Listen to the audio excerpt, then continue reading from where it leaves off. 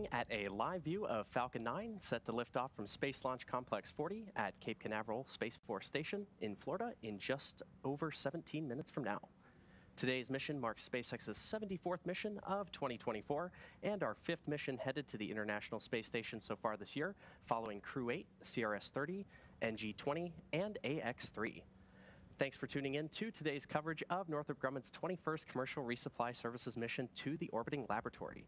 I'm Zachary Lupin, an avionics reliability engineer here at SpaceX. Now, since 2012, SpaceX's Falcon 9 rocket has supported operations on the International Space Station, delivering critical science, hardware, and supplies to crew aboard the space station with the use of our Dragon crew and cargo vehicles. As part of NASA's Commercial Resupply Services contract, SpaceX and Northrop Grumman offer safe, reliable, and cost-effective transportation both to and from the International Space Station.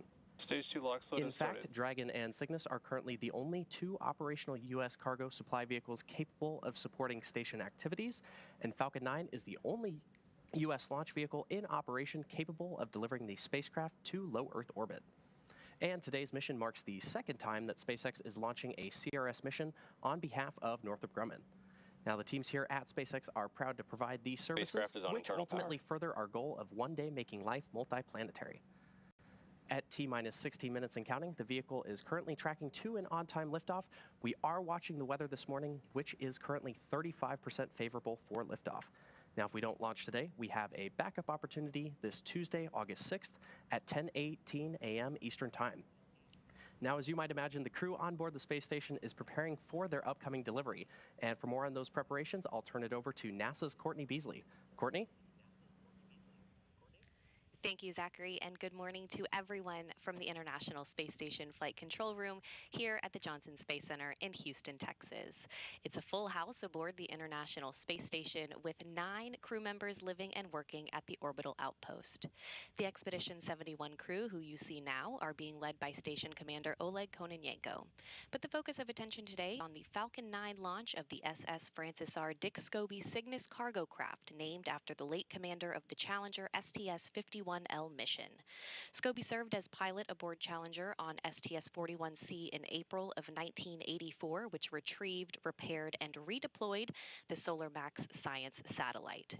He was then the commander of the ill-fated Challenger STS-51L mission in 1986. Northrop Grumman's resupply vehicle is poised to deliver roughly 4 tons of science, experiments, and equipment to the orbital outpost. After Cygnus separates from the upper stage of Falcon 9 today, the spacecraft will conduct a series of engine firings to increase its altitude to match that of the International Space Station. That will set it up for the start of joint operations between Northrop Grumman engineers in Dulles, Virginia, and the NASA Flight Control team here in Houston. A launch today will bring Cygnus to the station in the morning hours Tuesday, where NASA astronauts Matt Dominic and Jeanette Epps will be waiting in the cupola, set to use the station's robotic arm to reach out and grapple the spacecraft. That will be installed to the Earth-facing berthing mechanism on the Unity module for a stay of about 5.5 months. But we're counting down to launch as you are, Zachary, so back to you in Hawthorne. Thanks, Courtney. Falcon 9 is a reusable 2-stage rocket designed and manufactured by SpaceX for the reliable and safe transport of people and payloads in Earth orbit and beyond. Now, this year we've launched 73 missions to date, which is on average 1 launch every 3 days. And we're looking to launch up to 148 missions in 2024. And reusability is what makes all of that possible. So with that, let's meet Falcon 9, the first and currently the only orbital class rocket capable of reflight. Starting at the top of the vehicle is the payload fairing, which is a protective shell that encases the payload being sent to space, which today is Cygnus.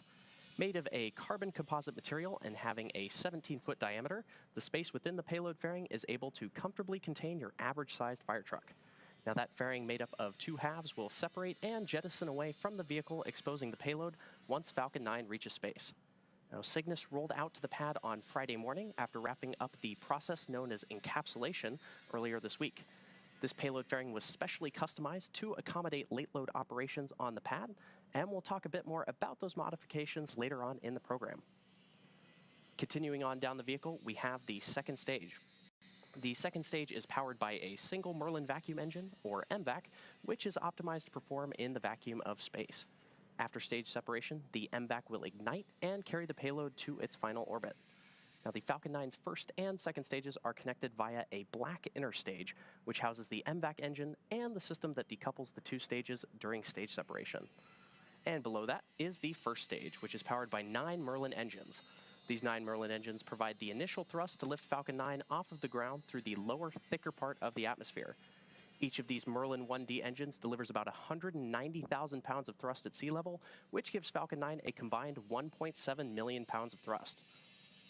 Now, after stage separation, Stage 1, also called the booster, will return to Earth for recovery and reuse on a future mission.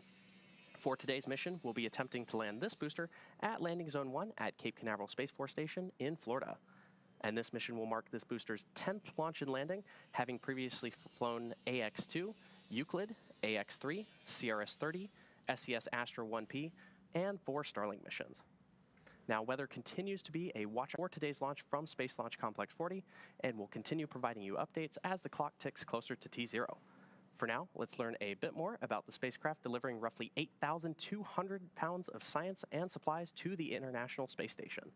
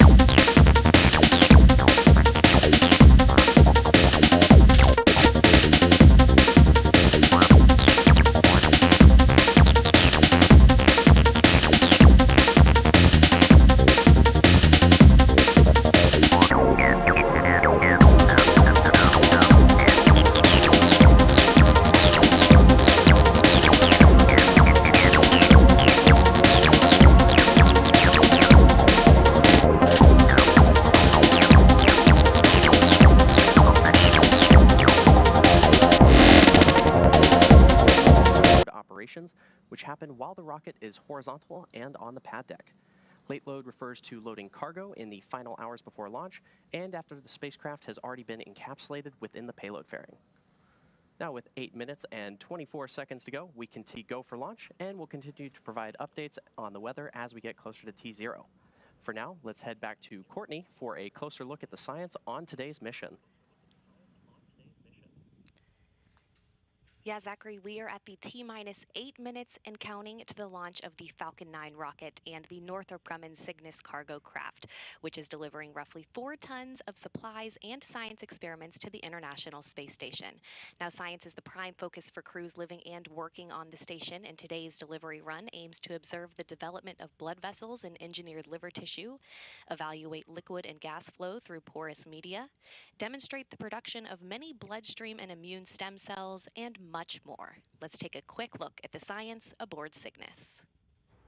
Northrop Grumman is set to launch its 21st commercial resupply services mission to the International Space Station, carrying science to further NASA's missions to deep space and benefit life on Earth. A packed bed reactor will test how microgravity affects the simultaneous movement of gases and liquids. Results will aid the design of various space systems, including life support systems. Researchers will continue testing a technology to produce stem cells in space, aiming to improve outcomes for patients with certain blood diseases, autoimmune disorders, and cancers. Discover more about all of the science making the journey to the orbiting lab at nasa.gov/ISS-science.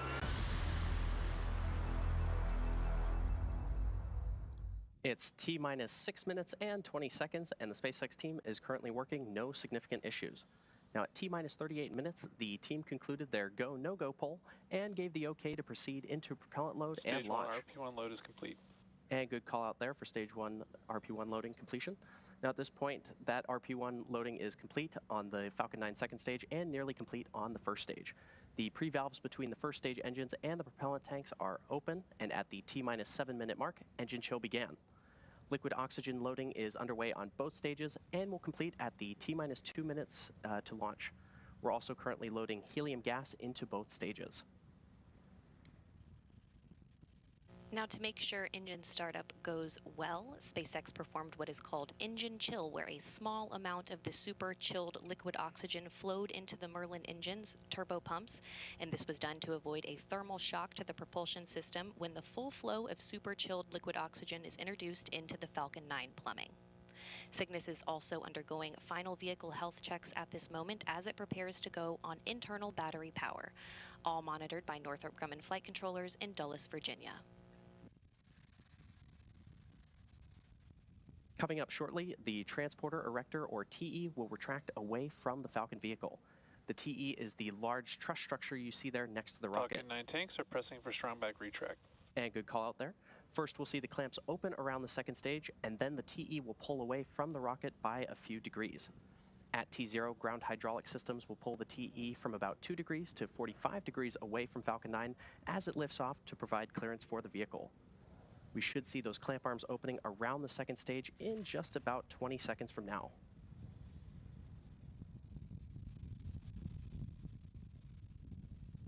Strong back lower has started. And good call out there.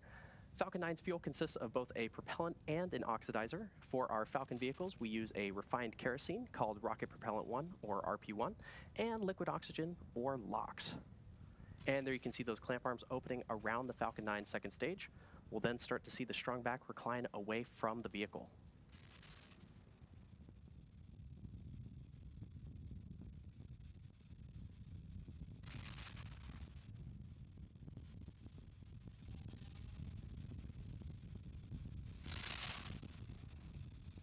And there you can see that strong back moving away from the Falcon rocket.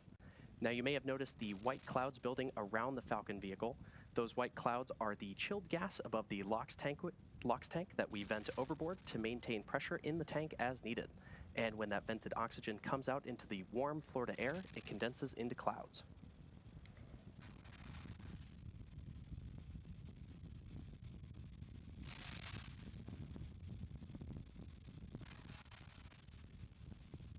Now, as I mentioned earlier today, the booster supporting today's mission is flying for its 10th time, and a key indicator of this flight history is the soot that you might just be able to make out on the skin of the vehicle there.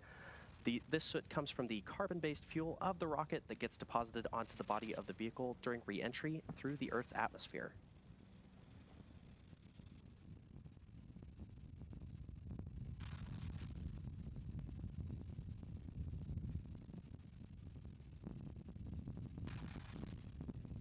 Stage 1 LOX load is complete.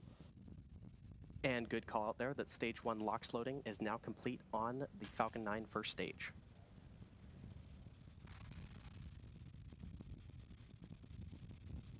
Now checkouts of the second stage thrust vector control actuators are underway. This is referred to as an engine gimbal or wiggle test. This is when SpaceX moves the nozzles ever so slightly to make sure that the guidance hardware is acceptable for flight.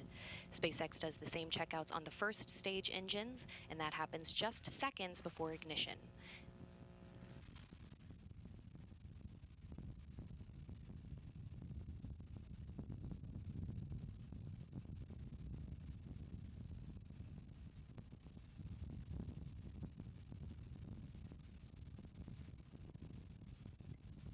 Now we should be hearing a call out, Stage 2 LOX load is complete. and there's that call out right there for Stage 2 LOX loading completion.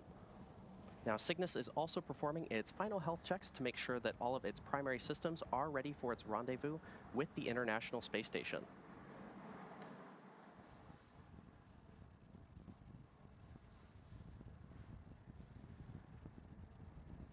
And as I mentioned earlier, those white clouds you see around the vehicle are complete. Gas launch closeouts has started.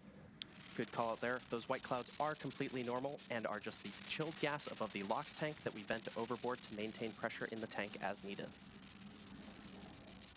Now coming up in about 15 seconds from now, we should hear the call out that Falcon 9 will be in startup, which will mean that the rocket's launch computers will have taken over the count.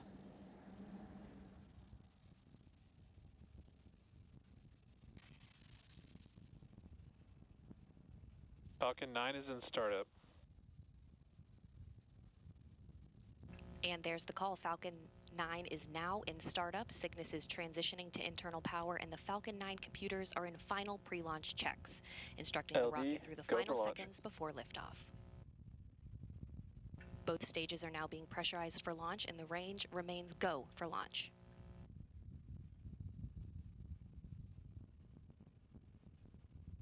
T-minus 30 seconds.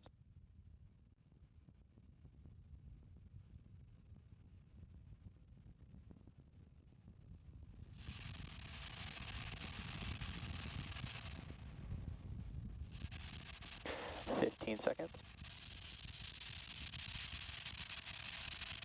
T-minus 10, 9, 8, 7, 6, 5, 4, 3, 2, 1, ignition, engines full power, and liftoff of Falcon 9. Go SpaceX, go Cygnus NG-21.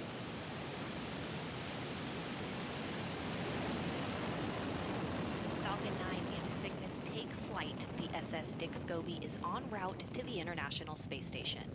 Stage 1 propulsion is nominal.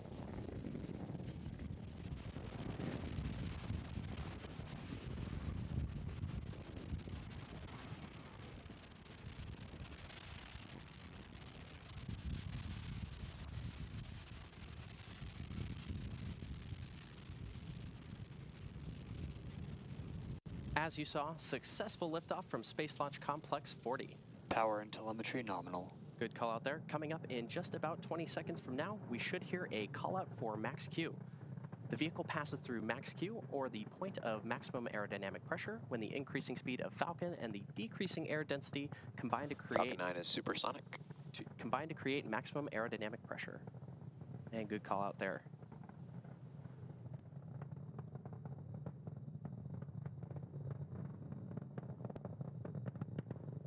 Max Q. And there's that call out for max Q. Coming up next are 5 events which will happen in rapid succession: main engine cutoff, stage separation, second engine start, boost back burn start, and then fairing separation. Main engine cutoff, or MECO, is where all 9... Chill started. Good call out there. MECO is where all 9 M1D engines on the Falcon 9 first stage shut down. This is followed by stage separation, or the separation of the first and second stages of Falcon. A few seconds later, the Merlin vacuum engine on the second stage will ignite to boost Cygnus to low Earth orbit, and this is called out as Second Engine Start 1, or SES-1. After that, Falcon 9's first stage will... Vehicle is following a nominal trajectory. After that, Falcon 9's first stage will ignite again to orient itself to head back to land. And shortly thereafter, the 2 fairing halves will separate and expose the spacecraft to the vacuum of space. We should be hearing the first of those callouts happening in just a few moments from now.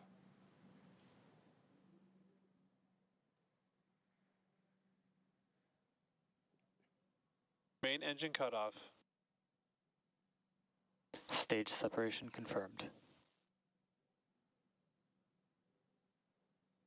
And back ignition. Stage 1 boost back startup.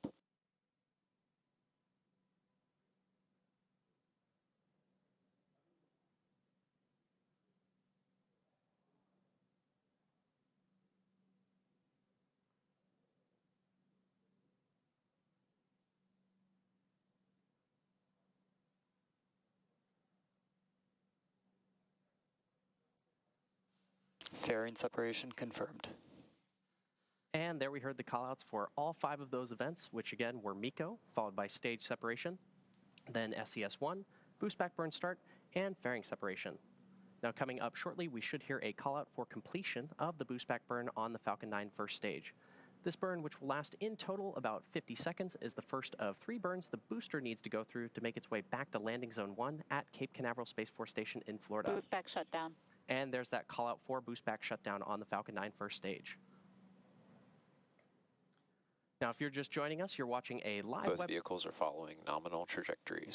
Good call out there. If you're just joining us, you're watching a live webcast for NG-21, Northrop Grumman's 21st commercial resupply services mission to the International Space Station.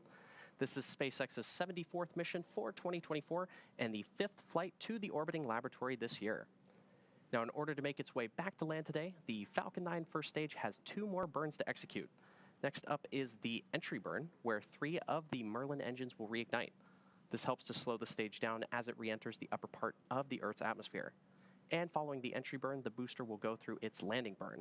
And this is a single engine burn that brings the vehicle speed down rapidly in order to land back on Earth.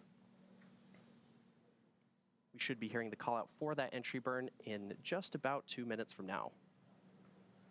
Now, during the entry burn, Falcon 9 is decelerating by firing its Merlin engines, but the rocket is still moving really fast, and this causes the vehicle to fly through Merlin's exhaust gases, or plume, which deposit a layer of soot onto the vehicle's surface. And that soot comes from the carbon-based fuel that Falcon 9 uses, and with each flight, the soot builds up a little more on the outside of the vehicle. Now, as a reminder, on the left-hand side of your screen is the Falcon 9 first stage as it makes its way back to Earth, and on the right side is the MVAC engine on the second stage currently carrying Cygnus to orbit. The Merlins on the first stage are optimized for sea level, and these achieve 190,000 pounds of thrust each during ascent and descent. Now, the MVAC engine, with a much wider nozzle, is optimized to 220,500 pounds of thrust in vacuum.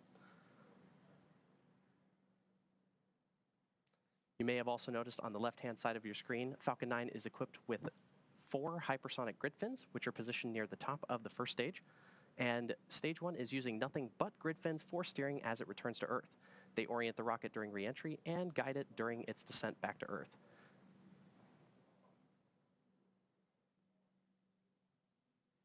Beautiful views of the MVAC engine currently carrying the Cygnus spacecraft to orbit. Now, with the booster on the left-hand side of your screen, you may occasionally see little white puffs, and those are nitrogen gas bursts, which are used for attitude control.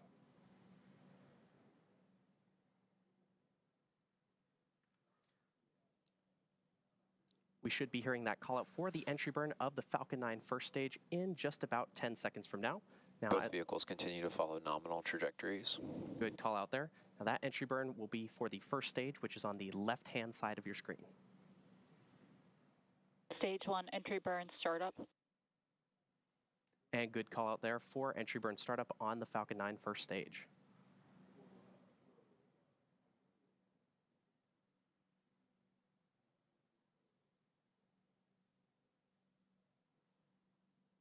Stage 1 entry burn shutdown. And there's that call out. Stage 1 FTS has safed. And there's that call out for entry burn shutdown on the Falcon 9 first stage. Now, the first stage is also equipped with 4 landing legs made of state-of-the-art carbon fiber with aluminum honeycomb. Placed symmetrically around the base of the rocket, they deploy just prior to landing. If successful, this will be the 10th time that we've recovered this particular booster and the 335th time that we've recovered. Both vehicles continue to follow nominal trajectories. 335th time that we've recovered a first stage booster since our first successful landing in 2015. And we did have a good call out there for vehicles following nominal trajectories. Stage 1 transonic. Amazing view of the Falcon 9 booster as it makes its way back to landing zone 1 at Cape Canaveral Space Force Station in Florida.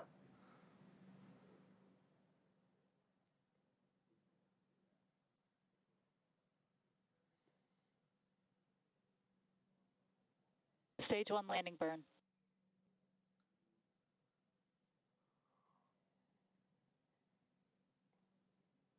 Landing leg deploy.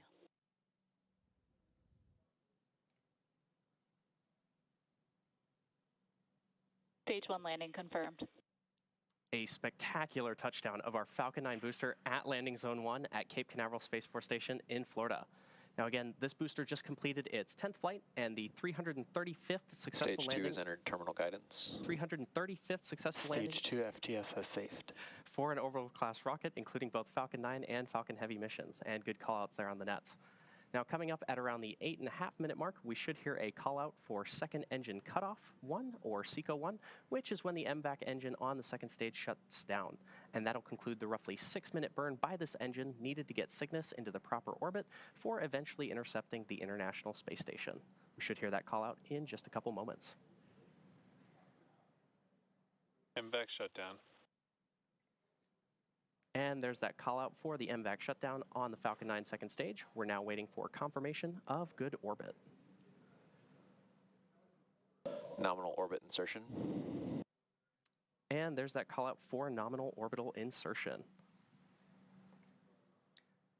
At T plus 9 minutes into the mission, and the second stage has one last major task, commanding separation of the Cygnus spacecraft just a few minutes from now. Now, for those of you just tuning in, you're watching a live webcast for NG-21, Northrop Grumman's 21st commercial resupply services mission to the International Space Station.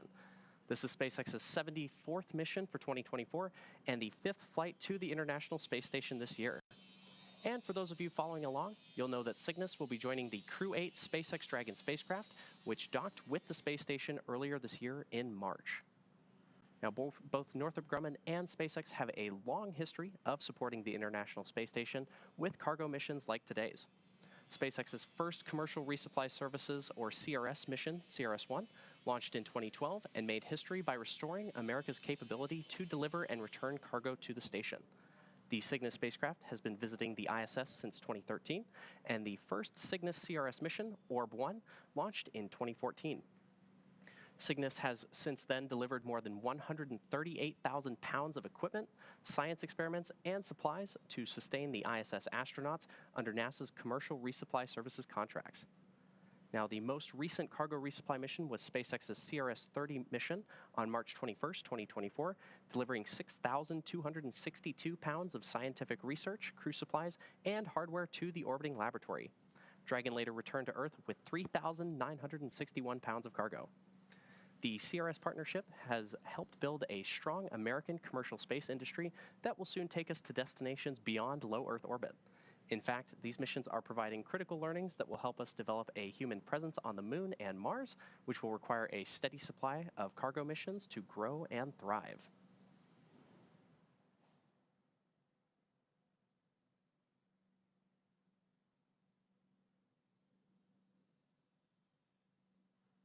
Now, Cygnus refers to the constellation that is visible in the northern night sky. It's Northrop Grumman's tradition to name each Cygnus spacecraft in honor of an individual who has made substantial contributions to human spaceflight. Northrop Grumman named the NG-21 Cygnus spacecraft in remembrance and celebration of the life of Francis R. Dick Scobie, a United States Air Force pilot and NASA astronaut, best known as the commander of the 1986 Space Shuttle Challenger mission, STS-51L. Now, shortly after launch, the vehicle experienced a fatal disaster, and he lost his life along with 6 other crew members. Scobie was an astronaut, pilot, and engineer who commanded the 1986 Challenger mission. In 1966, he obtained his U.S. Air Force pilot wings, and shortly after, served a tour of duty in Vietnam. When he returned, he was selected to attend the U.S. Air Force Aerospace Research Pilot School at Edwards Air Force Base in California. And over the next several years, he served as a test pilot, logging more than 6,500 hours of flying time in 45 different types of aircraft. In 1978, Scobie was selected into NASA's astronaut candidate class, completing training in August of 1979. Now, in addition to his astronaut role, Scobie was an instructor pilot on the NASA Boeing 747 shuttle carrier airplane. In 1984, he was selected to fly as pilot of the STS-41C mission, during which Scobie logged 168 hours in space. And then in 1986, served as commander of the Challenger spacecraft. Scobie was posthumously awarded the Congressional Space Medal of Honor in 2004 by President George W. Bush for meritorious and dedicated service to the nation and his pioneering contributions to human spaceflight. Commander Scobie is memorialized all over the country, including at an exhibit at the National Medal of Honor Heritage Center and at Arlington National Cemetery, where the 7 Challenger crew members are honored for their incredible courage.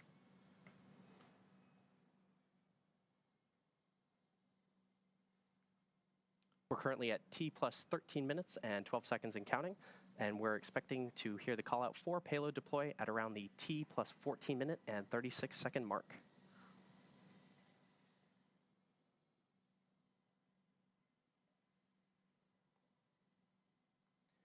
As a reminder, this is SpaceX's 5th mission headed to the International Space Station so far this year, following Crew 8, CRS-30, NG-20, and AX-3.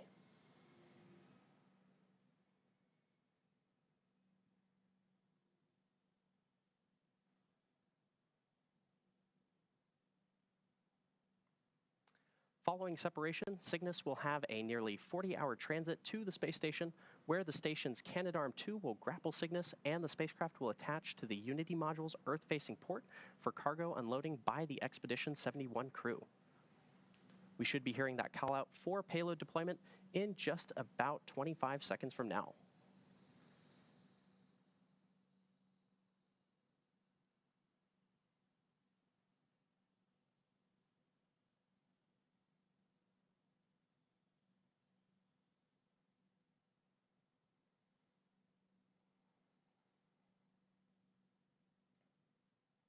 Should be hearing that call out any moment for payload deployment of the Cygnus spacecraft.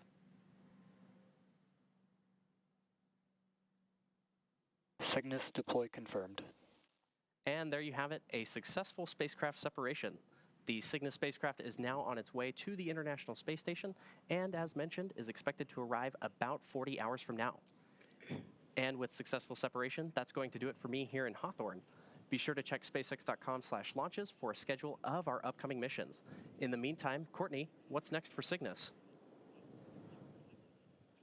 Thanks, Zachary, and welcome back into the International Space Station Flight Control Room here at the Johnson Space Center. Next up will be the deployment of Cygnus's solar arrays, scheduled to begin at about 2.5 hours after launch, and it should take about 48 minutes to be completed.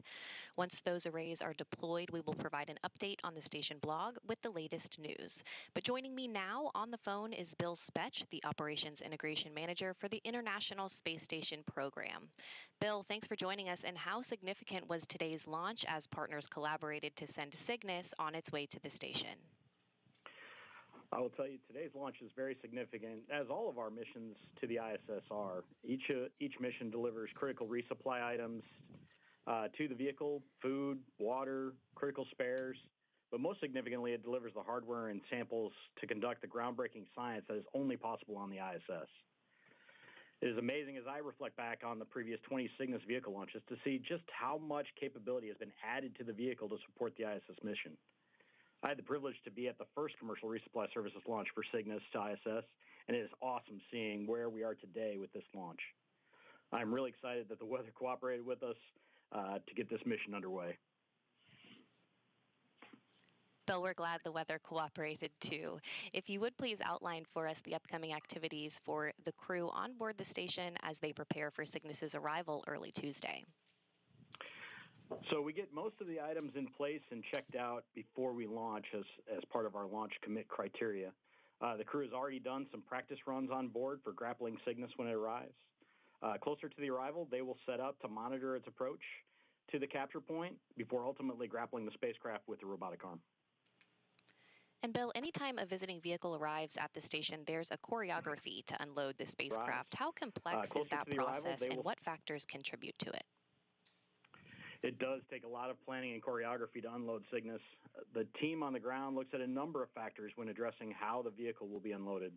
First and foremost is we want to get going on all the time-critical science experiments that arrive on the vehicle. Those will be uploaded first to allow the crew to start conducting those experiments. The team must also take into account the available storage on board the ISS. This mission is delivering over 8,000 pounds of science, supplies, and hardware that takes up a lot of space. The team will stage what is retrieved from Cygnus in order to balance that with the available space inside the ISS. And finally, some of the hardware arriving will be installed on the ISS at planned times later during the mission. The teams account for all of these factors when planning how and when to unload the spacecraft. All right, Bill Spetch, the Operations Integration Manager for the International Space Station program. Thanks for joining us today. Thank you. And with that, we will wrap up our launch coverage of Northrop Grumman's 21st Commercial Resupply Services mission. Cygnus is now on course to be captured at about 2:10 a.m. Central Time, 3:10 a.m. Eastern Time, Tuesday morning. Live coverage of rendezvous and capture will begin at 12:30 a.m. Central Time, 1:30 a.m. Eastern Time, followed by coverage of Cygnus's installation to the station at 3:30 a.m. Central Time and 4:30 a.m. Eastern. In the meantime, you can learn even more about the mission on the web at nasa.gov/commercial resupply. Thanks for joining us today, and we'll see you back here on Tuesday morning.